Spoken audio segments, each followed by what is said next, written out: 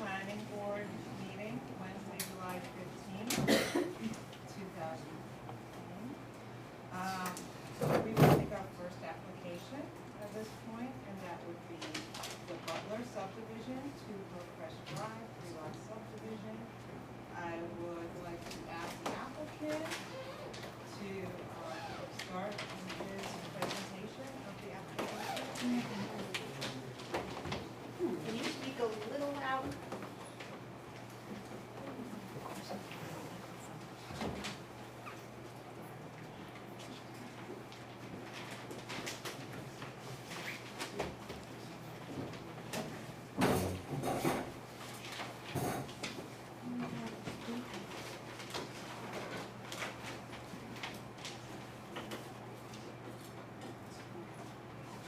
Good evening, Chair. Good Members evening. of the board, consultants, my name is Jim Foley, I'm the engineer of record for the project.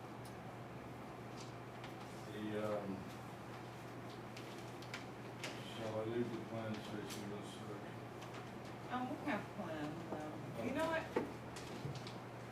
Try to center it, so if you're pointing somewhere, you can see where you're pointing. Oh, great, now we can't see. Okay. All right. Working on the past comments, one was from Frederick P. Clark, and the other memorandum was from Dan Ciarcia, town engineer. Regarding the Clark memorandum, and I see we have a new one here this evening, acknowledged that the zoning table was not placed on here, that was just an overcap. The purpose of the letter that Merit supplied regarding the properties that border the Paper Street, Hillcrest Drive here, the purpose was to demonstrate that by deed, none of the owners have deeded rights to the Paper Street. Now, I noticed that in Mr. Stallman's memorandum, he recommends the ownership of the Paper Street be demonstrated via title search. We can undertake that if that's the demonstration of the board wishes. I thought they were supposed to do that.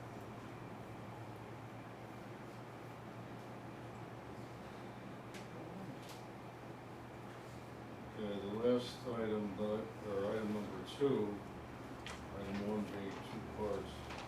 Item number 2 is the matter of usable frontage on the town road or improved road. And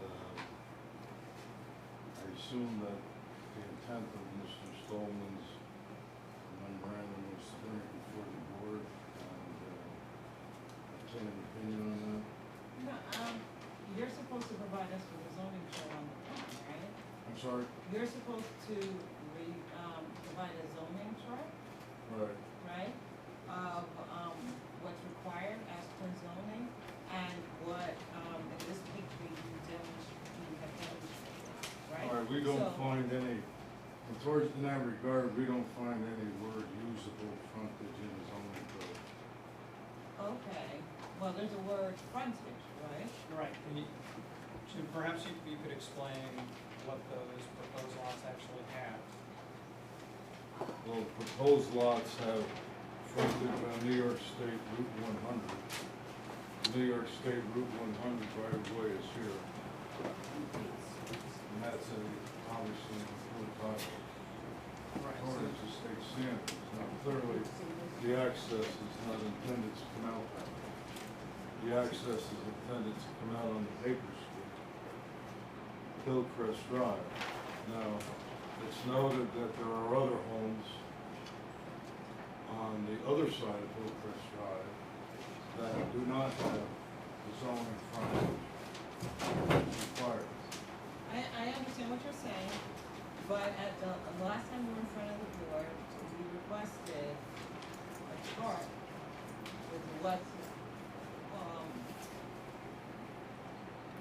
with the setback requirements, the frontage requirements,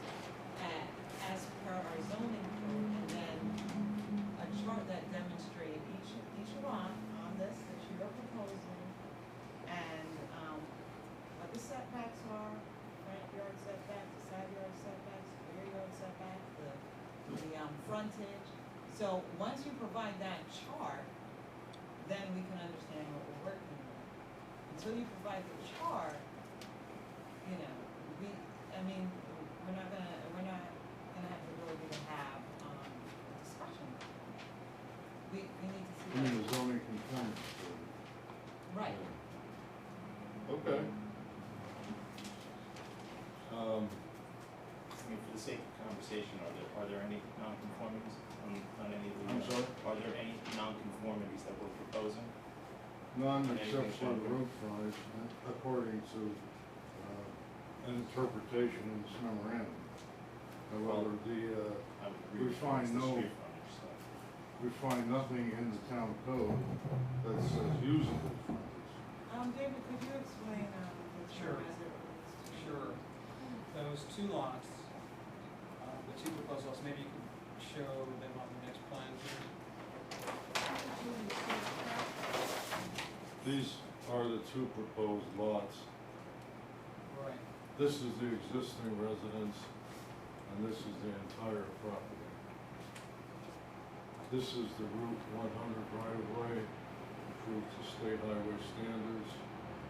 This is a paper street.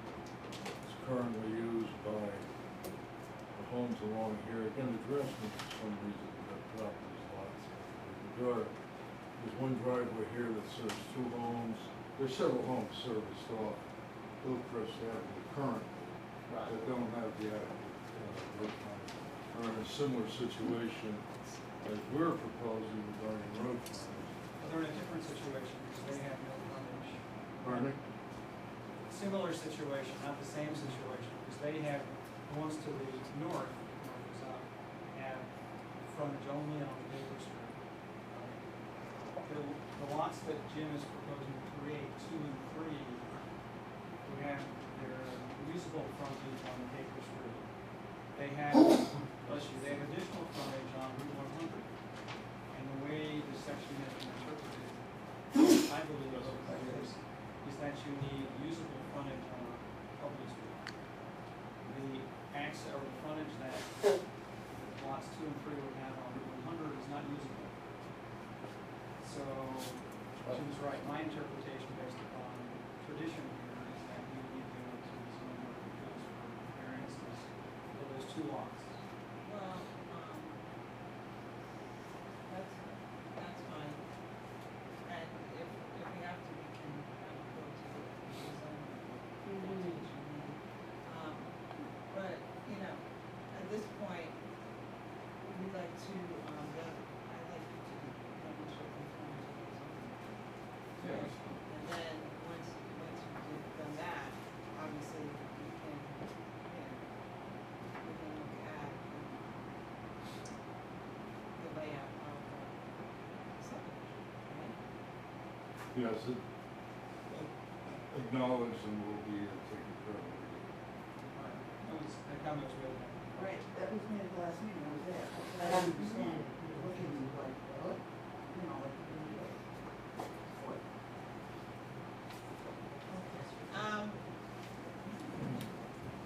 Dan, do you have any, comments for the applicant? I guess just to circle back to some of the comments we had previously, as David pointed out, we've established who doesn't own the right of way. Well, we haven't established who does own it, and there's always a question moving out there as to whether, even if not necessarily called for in the neighbor's deeds, whether there's any rights to the said right of way. The title search that was requested would take care of that. We still have an issue with lot number 2 in terms of the slope of the driveway. Right now, there's a portion of it that's 20%, so it's a little steeper than we would permit, so grading can be adjusted on there to accommodate a better driveway grade.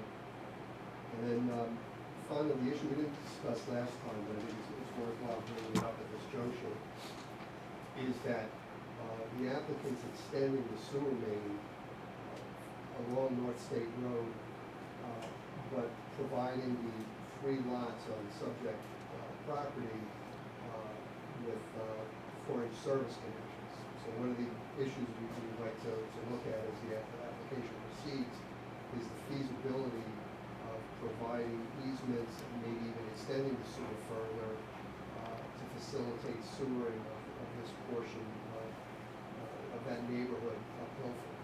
Because there are some opportunities to sewer other properties, and in that regard, I think we'd be remiss if we didn't at least ask for some easements to potentially facilitate that in the future. If I could interrupt, that easement is shown on the side of the property. For sewer. In storm extension. Well, there is an opportunity to actually run it through the property too. Well, we're not Sure. sure what the name for it. Well, No. well, you could do some of it. You've got sewer laterals running alongside each other. Yeah, we do. I doubt seriously if your superintendent of highway would like to maintain a sewer main through the center of his property. Wintertime, one. And two, it's just unrealistic to ask for the applicant who's only putting 2 homes up to extend the sewer main all the way up here, when he's already provided an encumbrance on his property and allowed a sewer easement along the edge. So the town can bring a sewer line down Hillcrest, down along the side of the property. If this were a 40 or a 50 lot subdivision, it'd be a different story, but this is just a 2 lot subdivision. Okay, Dan made a suggestion, so I think we have further And, discussion. even if we determine the applicant's got some ownership rights over the right of way, provide an easement, but it's an issue we want to just put out there. They have addressed it, and we just want to make sure that we accommodate any future needs. One question I have, Sandy, you may know the answer, Dan, Jim, you may even know the answer. The old lots that Dan Merritt mentions in his letter, do we have mapping that shows these old lots up in your office? Thanks. They're wrong, so. Yeah, I don't think they're on his own map, but, We have the plan, okay, so share that with you. great, thanks. I have one question for the board, I think. So if we're establishing that properties, in essence, have two front yard setbacks, and he's not building, outside of those setbacks, what part of the code addresses the fact that he needs to go beyond? There's a requirement that each lot have frontage on a public road, Right. and traditionally, that has been frontage on a public road that you're actually using. Access on a public road. It's a paper street. Okay. It's not ever gonna be a public road. You see, if I could explain something a bit further on that. It's understood what David is saying, okay? And part of the open zoning in the New York State statute is that if you have a right of way, you don't wanna have a bunch of houses along that, the planning board doesn't wanna have a bunch of houses along that right of way and then have a road that's inappropriate, or can't be maintained, or is inaccessible during emergency conditions. In this situation, however, the right of way is only 40 feet wide. New York State law said originally, a state road has, a town road has to be 3 rods, later converted to 50 feet. Okay, and there was a period where it was grandfathered. That period is terminated. So now, for it to be a dedicated road, suitably improved, you need a 50-foot right of way. We do not have that. We have a 40-foot right of way. That is all the properties along here. So by law/statute code, this cannot ever be town dedicated road. It has been brought up to suitable cross-section, drainage, engineering, and living standards for emergency vehicle access, so that people living in these homes will enjoy the conveniences of a standard town cul-de-sac, you know, dead-end road. But we're limited due to the road right of way along 40 feet, we can't dedicate it. Therefore, the argument then falls down, well, here is the right of way. Here is the property, here are the two new lots. It has frontage here. If this were in fact a 50-foot right of way, then one might say, aha, now you are obliged to make this a town road. Unfortunately, we cannot. You sure can, Jim, since you've opened that door. Pardon me? I said, since you've opened that door, you certainly could dedicate 10 feet of the frontage toward a town road. I'm not advocating a town road, but you're making the point that you couldn't possibly have a town road because you don't have a right of way. Again, if it were a 40, 50-foot No, lot 10 feet of frontage is nothing. I would consider it, but I'm one not would have to suggesting- question why these other lots above Yeah. were not asked to do the same. Um, Are this we being board- held to a oh, higher standard? No, I don't think so. I'm just trying to sort of rebut this point you're making about how you couldn't possibly have a 50-foot right of way. This board now has your application in front of it, so, as I said, we're gonna look at the zoning code, and we're gonna look what, the requirements you need to comply with, and then after that, you'll do an analysis on what you can and cannot do to meet those requirements. Today, we don't have what happened prior to this board sitting here. We're just doing the board of subdivision. Very good. Do we have any members who would like to ask questions, Well, just a statement. thoughts, ideas? Just a statement, it just seems that the rights to ownership or use of that right of way is sort of an important thing. That puts a lot of these other things, not secondary, but that determines if there are restrictions that can't be overcome, and some of these things, Or we- right, that seems to be. Yeah, we'll have the title soon. Right. Anyone else? Well, thank you for your. Thank Can I you. just ask a question? Why can't it come out on Route 100?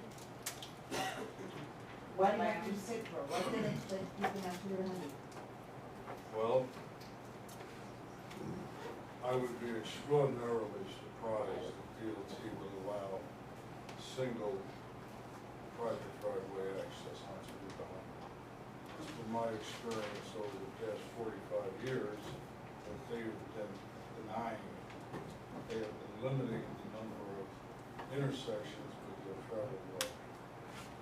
At this point, we're gonna allow the applicant to look at all of the options and provide reasons why those options can't be done or can be done. So let him go back and do, he has some work to do. Yes. And we thank you for Thank coming you. tonight, and thank you for discussion.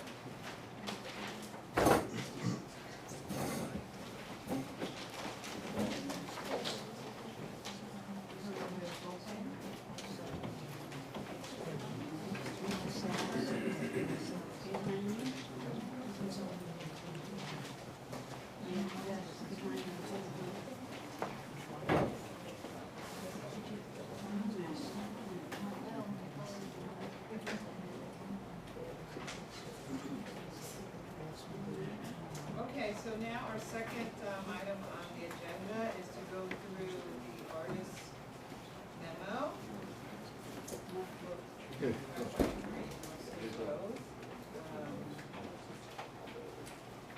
Yes, David, is there, would you like to go through it for us? If you want. Yeah. Want me to read it? You wanna read all that summary? Well, I think, You think that's the best way to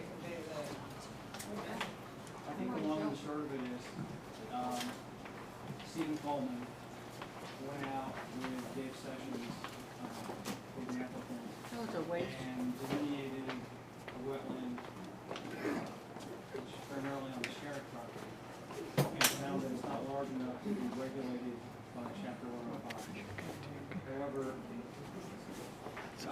Coleman believes that the intermittent water course is regular. And there's discussion, there are a couple of maps on the back.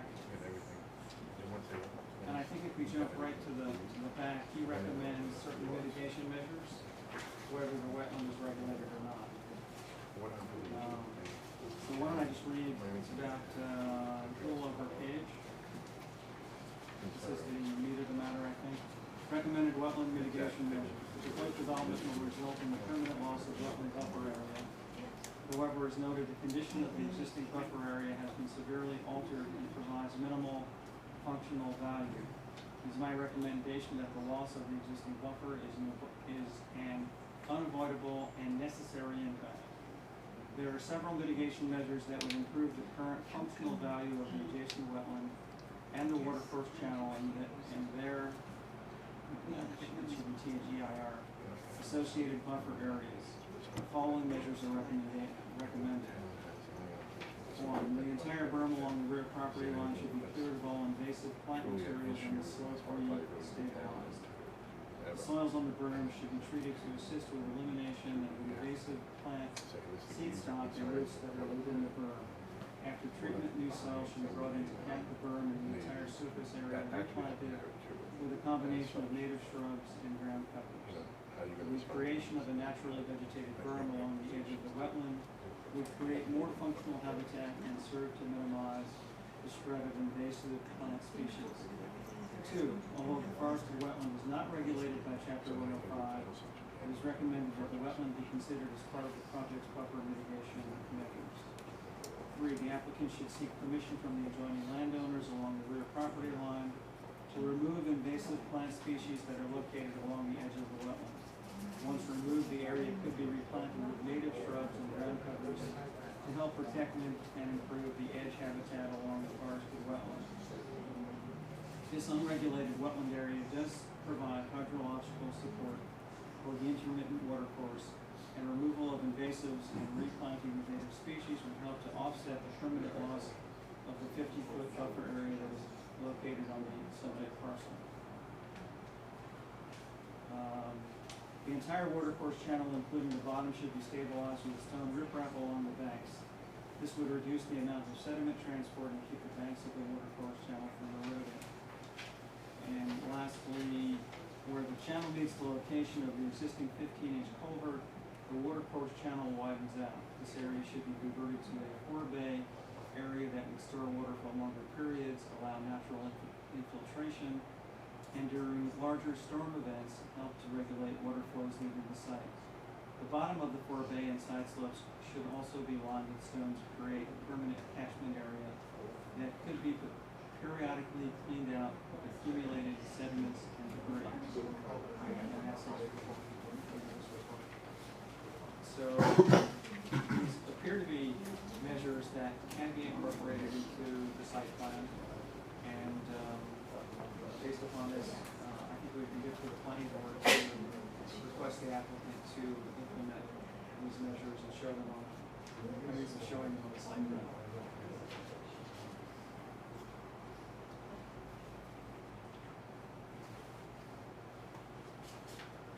Thank you, David, for, Reading.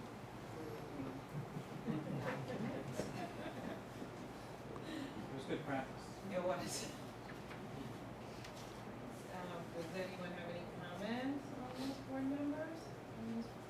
So straightforward, and we'll just have to ensure that, when we're reviewing the water project, we take into consideration these measures. And for those who don't know Steve Coleman, he has his own consulting firm, but he also works full-time in this capacity, the same capacity for the town, Newcastle. I have one comment. I'd like to point out for the record that I'm familiar with this property, and the delineation of the wetland neglected to show the source water channel coming in. It shows the water course leaving the wetland, but not going into the wetland, which gives the impression that it's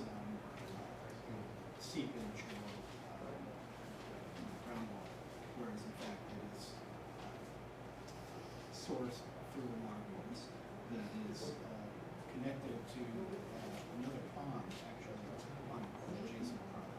So I'd like to just have that noted for sure.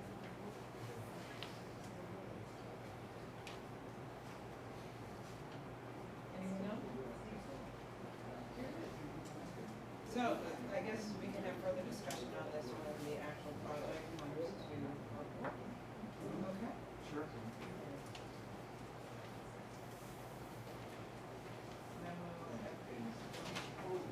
So now we're going to go through, third item on our agenda, the comprehensive plan and proposed law changes. And maybe you provided a memo to us?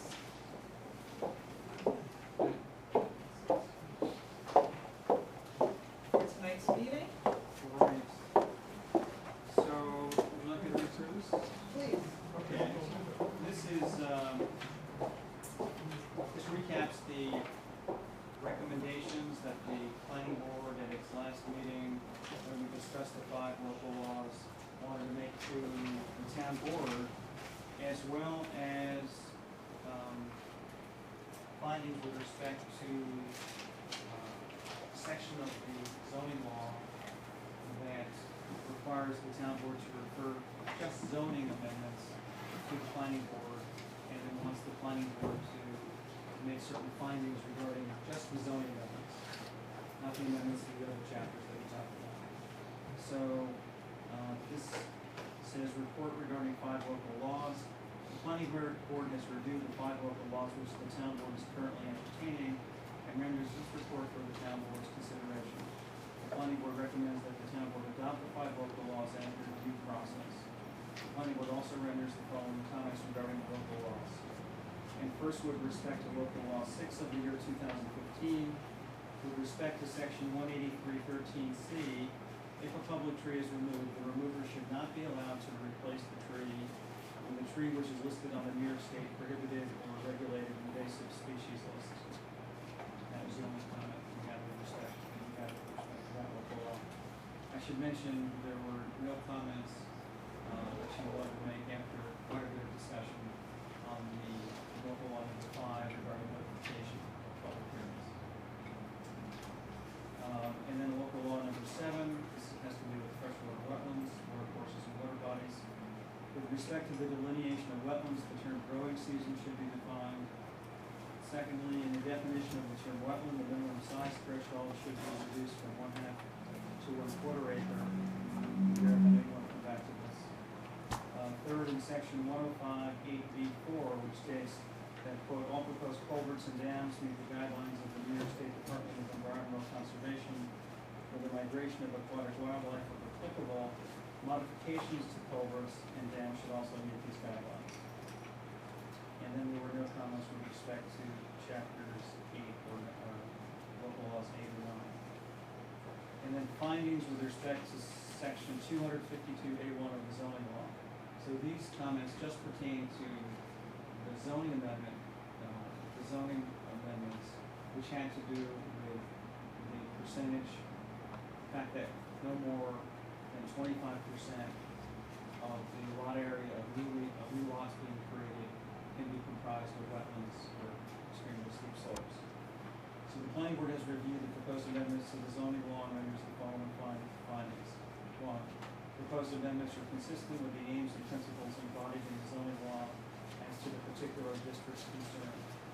2, the proposed amendments to the zoning law are townwide and will affect all future subdivisions in the town by means of being more environmentally protected with respect to the lots created in said subdivisions.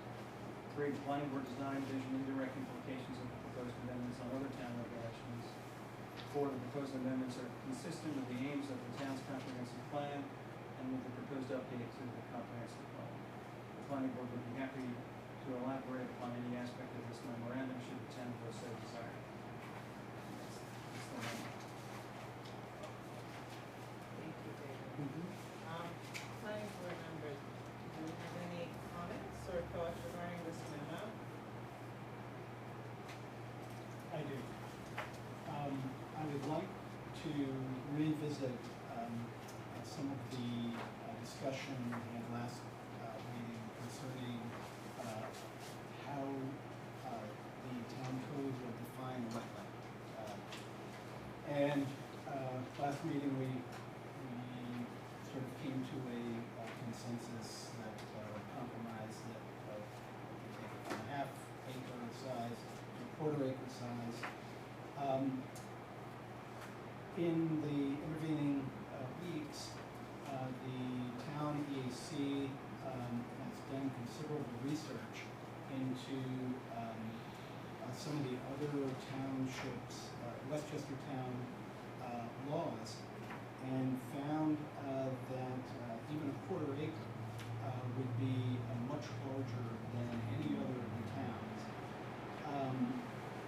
Indeed, actually, I want to refer to a memo that the EAC submitted July 15th concerning this, which lists the codes of all the towns in Westchester except for Eastchester, because we were able to find that.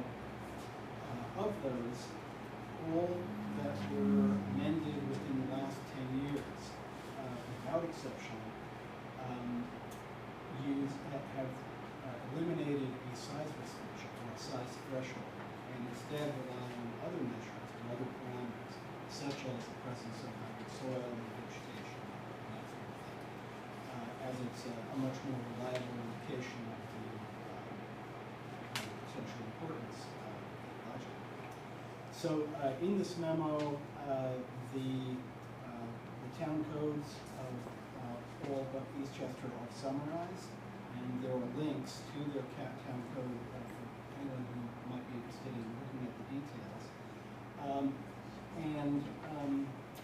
Additionally, the two towns which do still have a size threshold, which were older than 10 years, both of them are still smaller than the quarter acre that we're proposing to change to.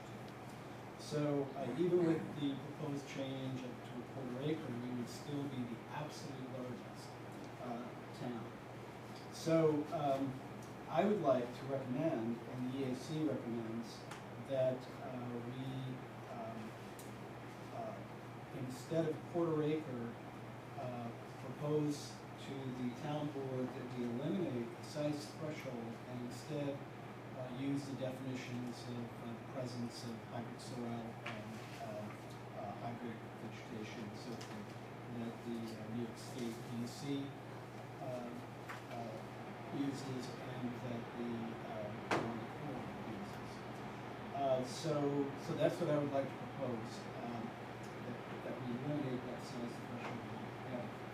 Now, I also want to say that I know that there's some concern that that would place an undue burden on some property owners, small property owners in particular.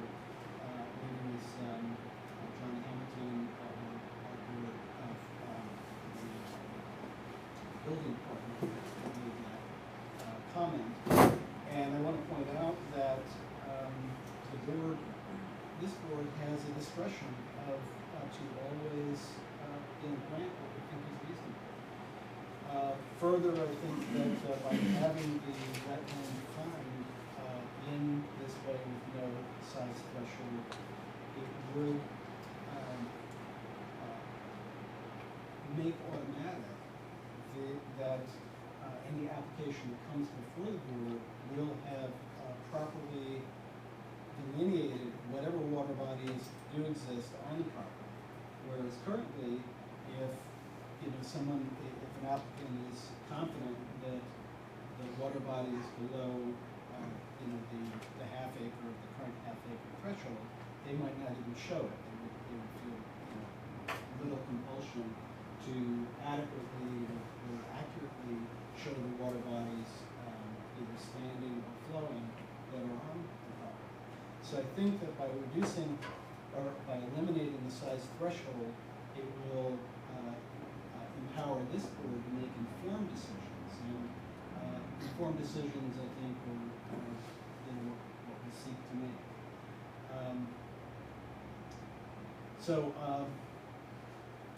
I'd like to leave it at that for now, and seem to be multiple things. Other members like to comment on that? Just a Comment? quick comment, this is a very interesting summary, and I'd like to thank the EAC for putting this together on such short notice. And just going through it, you can almost sense how laws are evolving within the community, especially as you move forward in time. When you were mentioning earlier here that some of the communities that have, like, for example, 2,500 square feet or larger, town of Mamaroneck, that was amended in 2003. But as you go forward in time, it appears that those size restrictions are disappearing from the laws.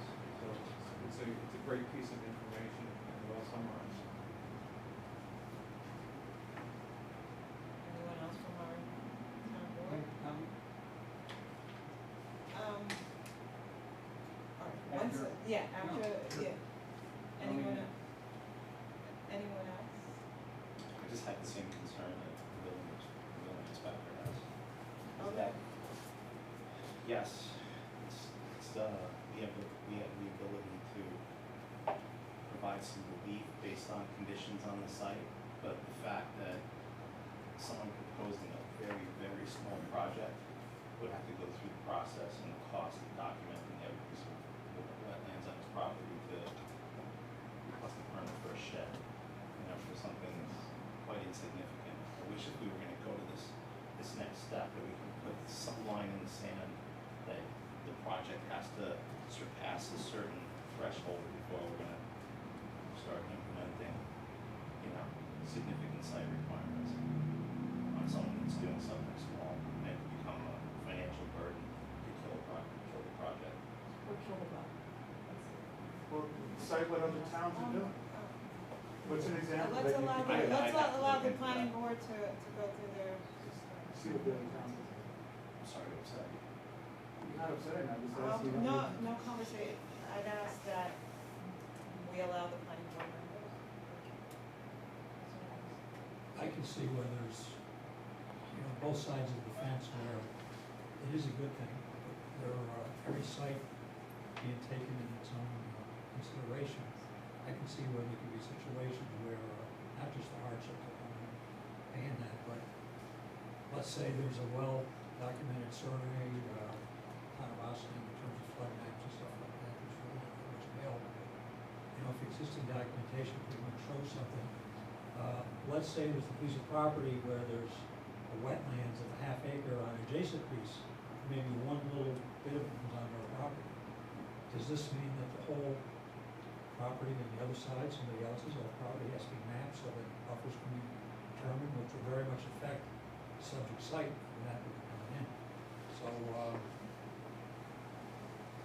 and that would come up if every lot had to have wetlands flagged regardless of the distance. So, there's pros and cons of both approaches. I'm not really sure at this point about that. I'd like to think about it, actually. Also, just another thing, a lot of these other towns, some are very rural, Newcastle, some of these others. Some are down county where they're really dense, much more so, and obviously flooding and everything is a greater issue than up here. Every time there's a flash flood. So the laws and regulations might have a different impact in those communities. So even though there's a number of quoted here, I'd say the northern Westchester ones are more in keeping with this. And some are much more rural and larger than town of Austin.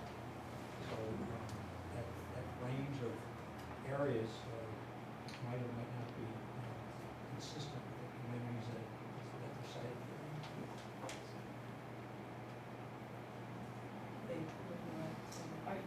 I just wanted to say a thing or two. The planning board had this discussion about the size at the last meeting, and I was asked, in my experience, what am I seeing? And I think the work that the EAC did is really very good. When I said what I say, it's really based upon the work that I've done in Nassau, Suffolk, Westchester, Dutchess, Rockland, Orange, Ulster. And that's, you know, and a bit of work in Connecticut over the last 4 years. So it's not just Westchester driven, the comments I made. I think it's also important to recognize that the DEC regulates wetlands that are 12.4 acres or larger. The Army Corps doesn't regulate every wetland down to, you know, a puddle. I think it would be a real improvement to go from half an acre to a quarter acre. And to address your concern, Greg, yes, if someone has a wetland on the adjacent property, the property next to yours, and you want to do something on your property, and your property is within 100 feet of the wetland on the adjacent property, you're going to be governed by, you know, yeah. So, it would have an effect on these other properties as well. So I just wanted to put that into the mix.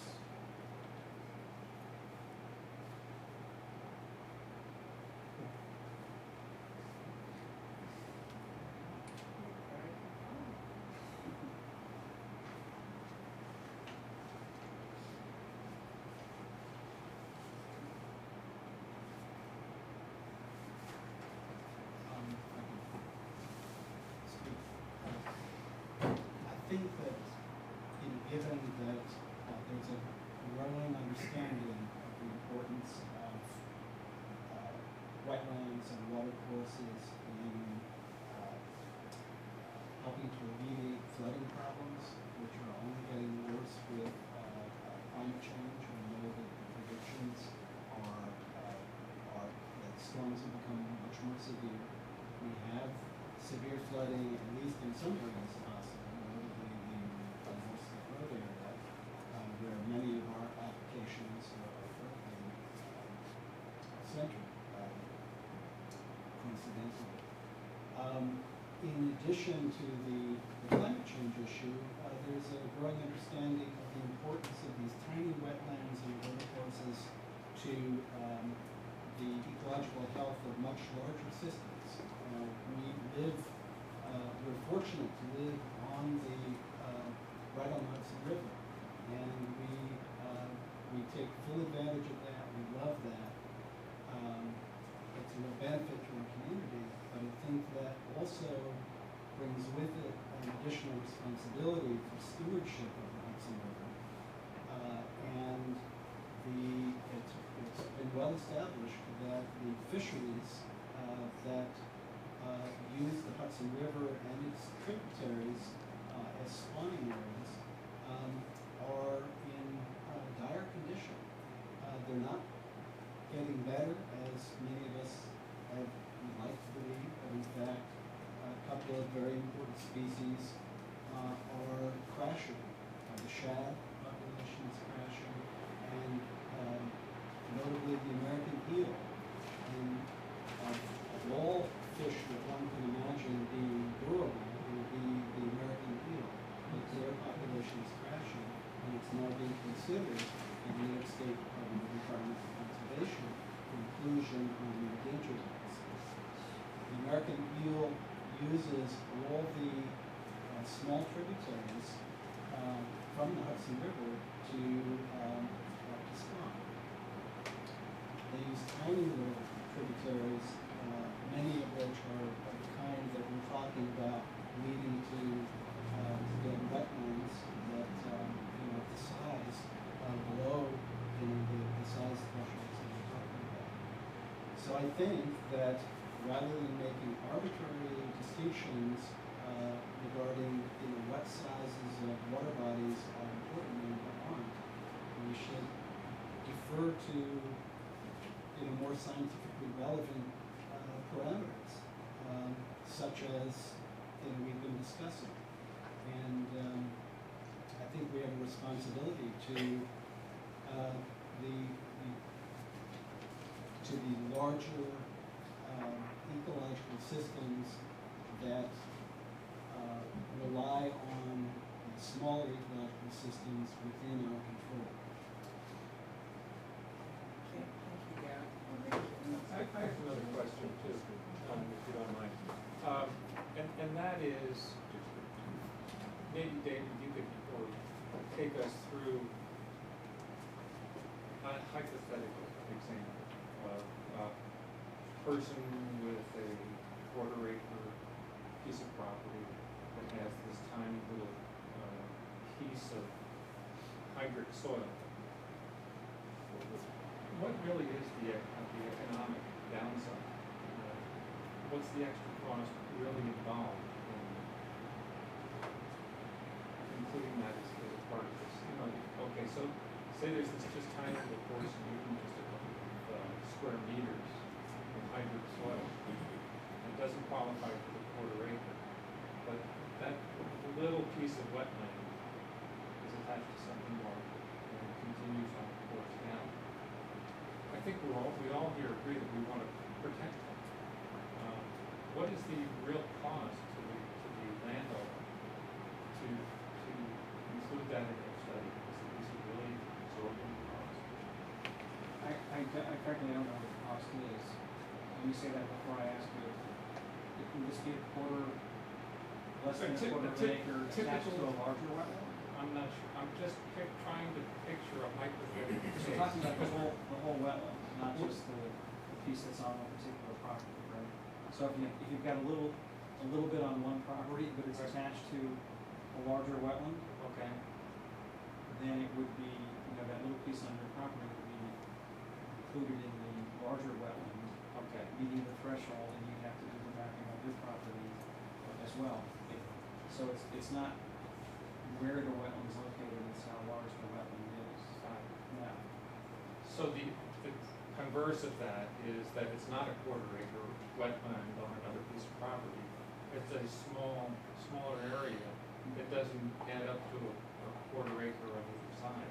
But it's still a little part. say it's 100 square feet or Yeah. something, you would have to call in Mapping service. an expert to identify and delineate the wetland.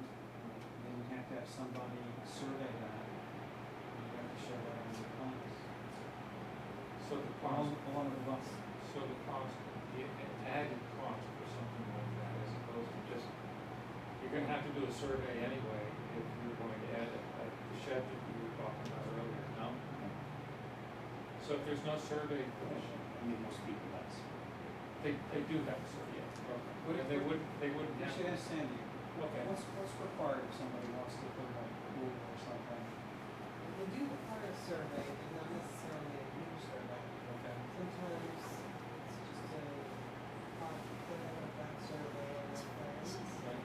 So. And then do they have to have the pool shown On the a high degree of proposal. accuracy? Does it have to be done by a design professional?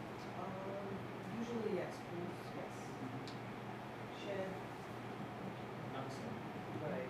Depends on the size of the shed. The pools do have to So, be. yeah, if I may, a lot of these plans go in, and it varies from building department to building department, but it usually comes down to the We're magnitude. talking of about the this building department.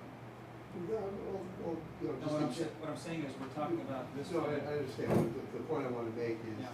you know, it's really the issue of zoning compliance in terms of setbacks. It's far from being close to any of the setbacks. I would assume John does the same thing, but it's not critical to get a new survey. If the house is, you know, 200 feet away from the rear line and somebody comes in for a deck, he's not gonna ask them to do a new survey. I think that's probably a fair No. statement. Not a very good survey. Sometimes we'll accept a plan or a copy of an older survey we can draw it on the scale. So I guess what I'm back to is really, what is the real cost to the homeowner or the property owner to do that additional survey? If there is a smaller requirement for a wetland, less than a quarter of an acre, what are we asking the property owner to do in terms of extra costs versus the 1,000 little cuts of the wetlands as you move through a water course?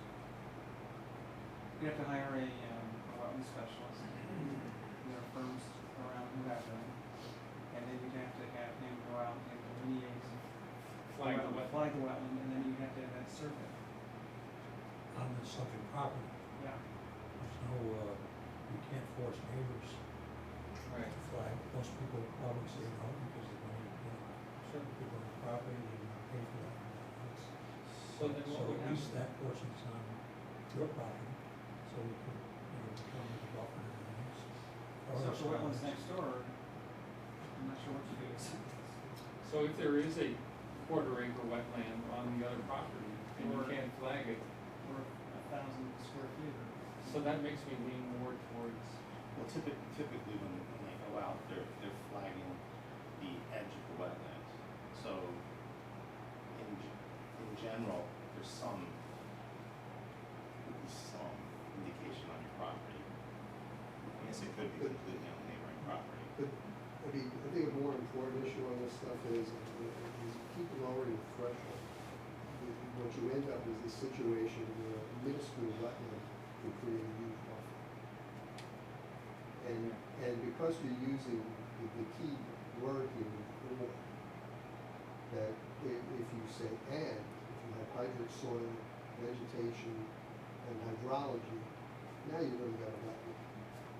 If you create a situation where there's a depression on somebody's property that was really a problem with grading, that holds water after a rainstorm, they call it wetlands, and now put a 100-foot buffer around it. right, Is that really what we're trying to address? I I don't mean, think so. even today now, for example, with the new stormwater regulations, we're encouraged to do all these new practices that are not the good old-fashioned detention ponds and things like that. And an example I give is a rain garden. If we ask an applicant to put in a rain garden, which is a depression that gets certain types of vegetation, that'll hold water during a storm, by this Becomes a step, wetland. it becomes a wetland. And guess what? We made somebody put it on their property, now does the adjacent neighbor now have a buffer issue because we made the neighbor put a rain garden? So I think as you lower the threshold, you really gotta, if you go in that direction, you really gotta, say what really constitutes a wetland. Because, certainly the larger wetlands and you're working your way out and trying to determine where that edge is. That's where we lean on these experts to help us. But this notion of having some really small pockets and calling it that.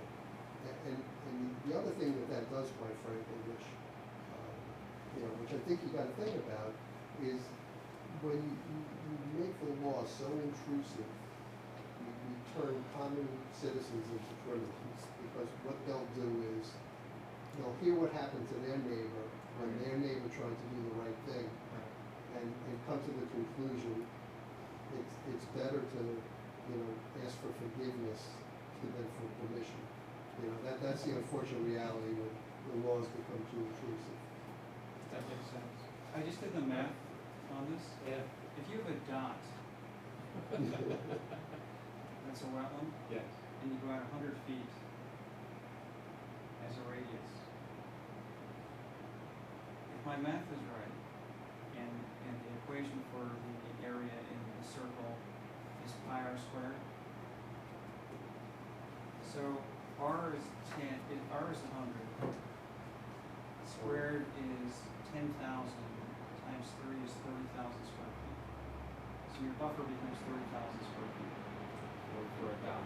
per dot point. I think it sounds, your argument sounds pretty reasonable. It's his argument. Oh, okay, so It's my math. are there some wetlands in Ossining that are more important in value to the other wetlands? By their wetland has nature its and own- location? Generally what we do is look for a wetland specialist to do a functional analysis of the wetland as well. So some wetlands are very high value, as Garrett can tell you. And some wetlands, are sort of trashed off and don't have the same high functional value. Okay. Well, at this point, I guess, having our conversation about this and, working as we all know that it's the town's board's, role to approve, the zoning laws of the town. We're providing a recommendation.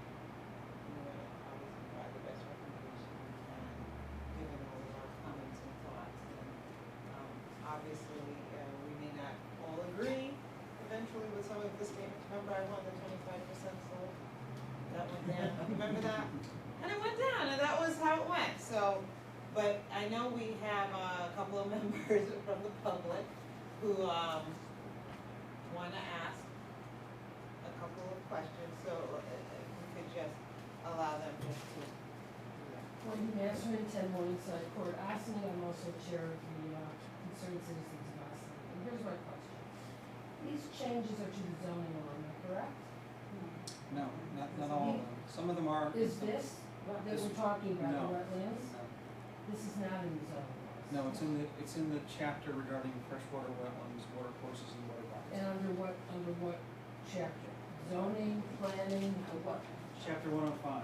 And that's not in zoning, that's just the That's a wetlands. separate challenge. Here's my question.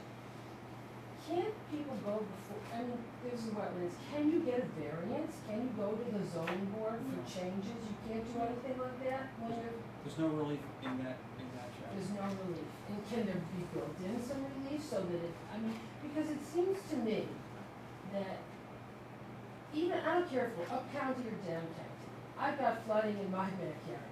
He's got flooding in his backyard. Every time there's a big one. We have flooding in Ossining, okay?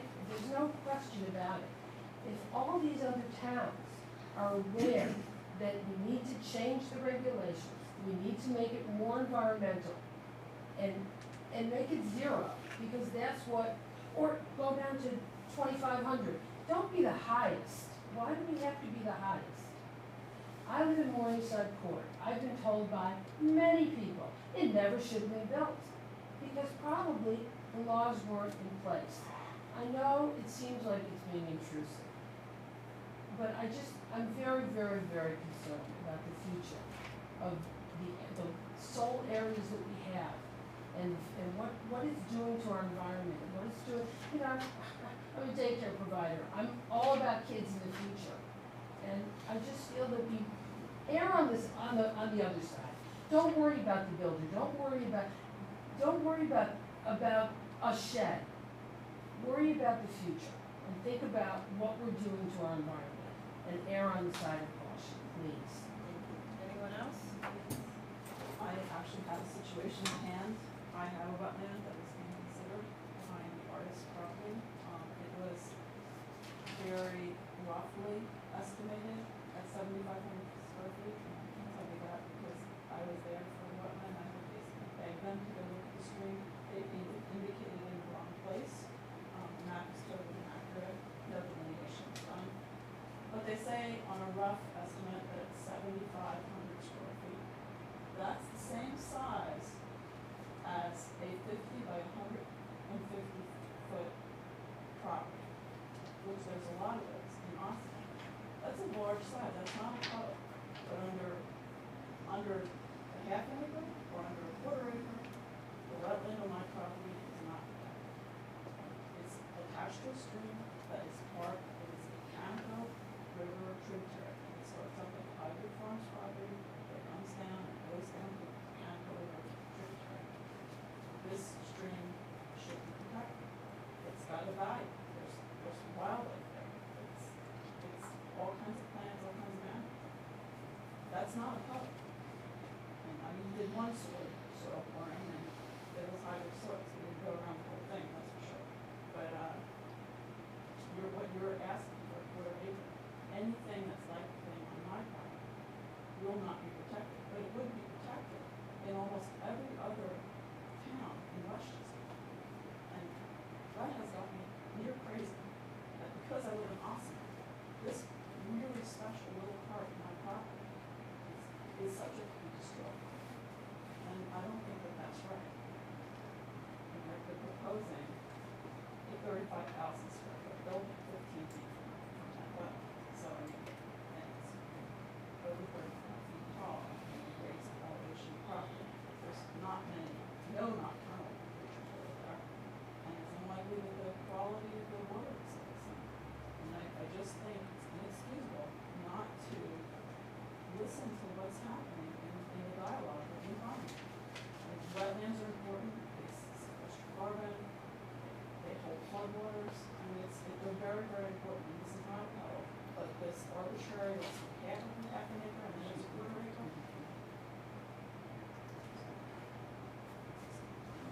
Did you say, I'm sorry, did you say 15 feet? The setback now is 15 feet. The building isn't proposed to be located 15 feet from the property line. That's what I mean, whatever, the setback is, they're gonna put the pipe, they're putting a big pipe. I mean, but that's irregardless, we're talking right now about the wetland law. I'm just trying to get the Okay. record straight, that's all. Okay. It sounded like you said they're building a building 15 feet from the property line. I did say that. I There's don't, a building now 15 feet. Oh, no, it's not, it I doesn't. I don't think that's nearly accurate. Okay, all right, well, but. I'm just trying to get the record straight, that's Okay, all. thank you, I appreciate that. But the point is that 7,500 square foot wetlands would be protected by all the other towns that have a 5,000 square foot, they have 2,500 square foot, but they have no area. And I think. I think in this case, the town's wetland consultant is proposing all these mitigation measures. I'm talking about the wetland code right now. I'm Regardless sure of- that there's other people that have wetlands the size of mine or slightly smaller. If I could just finish Oh, my sure, point. sorry. The town's wetland consultant is proposing these mitigation measures, but I think he'd be proposing whether it's regulated or not regulated. He's proposing all of these mitigation measures, which are gonna get incorporated into the plan to try to enhance the wetland function. No, and they're great. To move that knotweed is commendable and if anybody does that, that would be Right. highly. So the board through the seeker process is requiring what it would require if the wetland were regulated. So this hopefully is going to be Okay, well, we're talking about the artist project right now. I'm talking about the fact that 75, or say the artist doesn't go for us, right? Like, that's a possibility. It's a possibility that this project doesn't happen. You're changing the law right now. I want my wetland protected, no matter what happens there. I want, or somebody else's wetland, somebody else that has a wetland somewhere else that's 2,000 square feet. I mean, it's, if it's connected to a stream, and then I would say that it makes that a larger area. If it, just by the fact that it's connected to all these other things, makes it a larger area, and makes it important. I think that's a very important point. And this is something, actually, I was going to the ELA meetings, because, and all of you are invited to us as municipally, I hope you all are aware of it, as somebody involved with municipalities, you're invited to go to T-Town, to the Environmental Leaders Learning Association. They give wonderful free workshops, and it's amazing. Nobody, not everybody goes. So there are other towns at some point where members come, and it's really good. And there, I am being told that the connectivity issue, when you have little wetlands and they are connected along the stream, that is, goes down your watershed into a river, into the ocean, that makes them considered as part of the larger whole. And this is the future thing. And to limit it to a quarter acre is the past. Thank you. So a quarter acre was like 10,000. Can you maybe the calculator? Yeah. So it's a bit over 10,000 square feet. Yeah. We started doing the calculation. I mean, is there any feeling from Ten the, thousand eight ninety. okay. Well, that's pretty good. Yeah. So is there any, feeling, that we may wanna consider, I don't know if we wanna say any wetland, but is there any opportunity to consider lowering it to from the quarter? Is there a feeling on the board that maybe, we consider something smaller? After all the discussion tonight, I'm troubled on both sides. And I feel like I need to think about it and read about it a little bit more, if that's acceptable.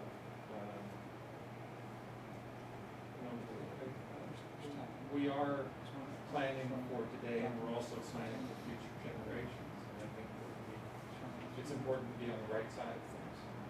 So, You would ask that we give it another month? Okay. or at least until the next meeting. You know, I'd like to read up on this a little bit more and get a better feeling. Mr. I McWilliams, would what do you swap, think? touching that, divided side. Gareth, I know you're feeling, Pretty so I can go to, But let me, support the, statement Donna made about the importance of connectivity.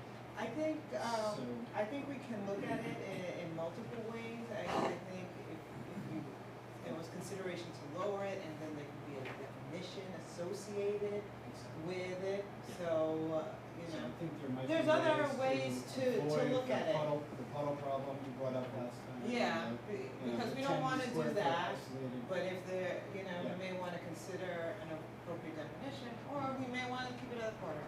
I don't know, I don't want to.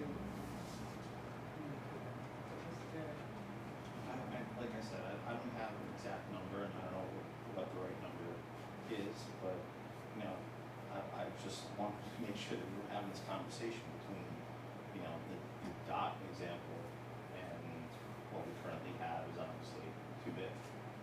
So, you know, the happy medium is the right word to use, but, we need to find it. Or add some language to it. Yes. So Yeah, can we, maybe we can send around some, you know, think about it and send around a thought. If I could make one other, comment, just, Dennis brought up, the example of, a property that has, a waterway draining a larger wetland on an adjacent property or distant property. And if it just touches in, would that cause undue hardship to call that a wetland, for instance? And it's a good example. To not have that little snippet of waterway somehow acknowledged officially would empower a landowner to do anything they wanted to, which would affect 100 properties below them. So, and they, by current law, they wouldn't even have to acknowledge that there's this little waterway. They could fill it in if they wanted to. Now, the stream might find its way around it, but we know from our own recent history of recent applicants that filling of waterways is pretty common.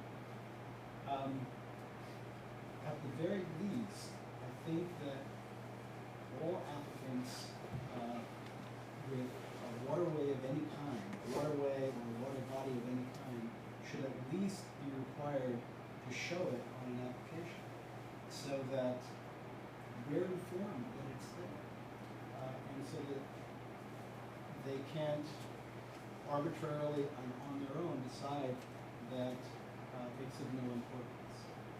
So. Okay, so I think that's a good thought to leave us with. Yeah, Which waterway, I was talking about for a second, which waterway? I think I was you using did a the hypothetical, example, it's the a hypothetical. hypothetical. If there's a very small intrusion of waterway on your property, say from a larger wetland that may or may not be above. So a some water size. course is regulated. So you say a water course is regulated, but there's a lot of, it's not entirely clear to everyone that that's the case. That what's the, That a waterway, that a small stream is regulated and in the same way that a wetland is. Now, if you could make, why not? you're implying that a waterway of any size. Oh, reading the definition of water course. Oh, okay. We have a definition of water course, and I believe that, one of the EAC's recommendations was to strike the sentence, to meet this definition, it must flow in a definite channel having a better banks. So that has been stricken. Right, and that was So very good. To make the That was an important definition move, broader. more encompassing. Right. So we have a definition. But that still leaves uncertain to many readers, readers that I've talked to in the last couple of weeks about size restriction. We shouldn't leave anything vague. Right. So, no matter what we're To, doing. to that definition of water course, would you be willing then to say of any size? Would you add a phrase into that definition, water course of any size? Well, I think Because I workforce think is that an would help. it's an actual definition, once it meets right, the definition of water course, it's regulated. Yeah, and, I mean, I don't know. I understand that, but I think that there is a lot of uncertainty about that. Well, To that would the- be educating the public, that, you know. Well, it's educating ourselves as well, because if a paragraph later, we talk about wetlands having a size restriction, then people might say, well, They okay, don't well, always have a size restriction. We did add a sentence here. So a vernal pool, wet meadow, marsh, swamp, bog, similar wet area, which may be dry during portions of the year, that, those have no size restriction. that also is unclear to people. So if you have a vernal pool, Yeah. and you look at it in late summer, there is no water at all. So an applicant who may or may not know about vernal pools and the importance of it, can put in an application, and they don't show any water body at all. By current standards, I think a lot of people would make the mistake of thinking that a vernal pool is not regular. A vernal pool below a quarter or a half acre. Well, it's clear that a vernal pool is regulated in a different section that was half acre to begin with. It's I a don't think separate, that's clear. It's not clear to many readers I've talked to in the last couple of weeks. Since it's in the same listing with We the, can't make everything clear to every last person on the street. well, here, if you added the simple phrase, a vernal pool, et cetera, of any size, that would eliminate any potential misreading. That would be fine up there. Now that I'm reading it, I'm not sure we can, I think we have to look at this item B, because, I'm not sure how a swamp is different from a wetland. Right? I don't know if there is a definition of a swamp necessarily. So all I'm saying is I think we have to look at that one again, because I think we took the language right from the EAC and it may be vague, too vague as it is. so let's tighten up a little bit. Yeah. And let's tighten up the language, Do you- any size or a quarter, I agree with you on that, anything. and then, Can I just tell one story? or you wanna tell a story? Can I tell one story? Let's tell a story. This is back when the DEC started regulating wetlands. We're going back 25 years or so. Got that? Something like that? Well, 30 years ago. 30 years ago. I was up in the town of Fishkill, and there was an old engineer up there, and he was trying to make a point. And the point he was trying to make is, this is not a regulated wetland that's per the DEC. And he stood up and he said, with total conviction, this is not a wetland, it's a swamp. And he was trying to make a point that it's not regulated. But anyway, I thought was wrong. Thank you for Okay. letting me do that. No problem. So I think what we're going to do is we're going to think through this, issue with the size of a wetland, and, at our next meeting, hopefully we'll have some consensus where we can vote on this one, we'll send it to the town board. Okay? Would it be useful to invite any experts from DC or, Well, remember, this is our recommendation, right? Right. And we have our EAC who gives us great information, and we can see the codes, and we have you here. So it's a recommendation. The town board can actually say, that's nice, guy, but we're gonna keep it at a half acre. So you have to understand that process as well. And the EAC is also making recommendations. The to EAC town is board, also making a recommendation, And they can so. make recommendations directly to the town board as well. Right, and as private citizens, we can go to the Sure. meeting when they have the public hearing. Okay, at this point, we're gonna move to our minutes of June 24th, 2015.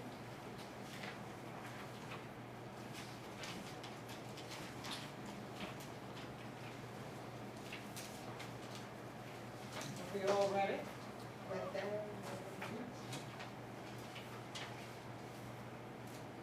Okay, may I have a motion to approve? I'll make a motion. A second? I'll second. Okay, vote. Aye. Aye. And our next meet, yes, sir. I believe the town board may be waiting for some sort of report or recommendation from you regarding the comp plan, proposed comp plan changes. So you may all have read the comp plan changes and are perfectly happy with all of the changes. But I think they're waiting for some report or recommendation from the planning board, as is required by statute. Okay, So, is anything? I know I've read, And I'm not suggesting we go over them tonight, or so they actually want, okay. if you wanna go over them. I think maybe we should, I've read them, but I remember we didn't have the, document that, remember that, but it looked like a pretty, well thought out document. We can, definitely have an item on our next agenda to specifically discuss just a comprehensive plan, if that's okay. Sure. I know I did ask for an Sure. extension, I think we jumped, right? So y'all wanna bring your copies that you had at the last planning board meeting to the next planning board Yeah. meeting? And Gareth is the primary author, so it's really good stuff. Oh, then it's gonna be No, a I'm just matter of kidding. minutes. Gareth, Oh. Gareth was at quite a few meetings. Okay. Okay. Thank you, David. So our next meeting is, August fifth, 2015, and August 19th. Small apple pie. I hereby adjourn tonight's meeting. Okay? Have a wonderful night, and thank you all for attending. You're welcome.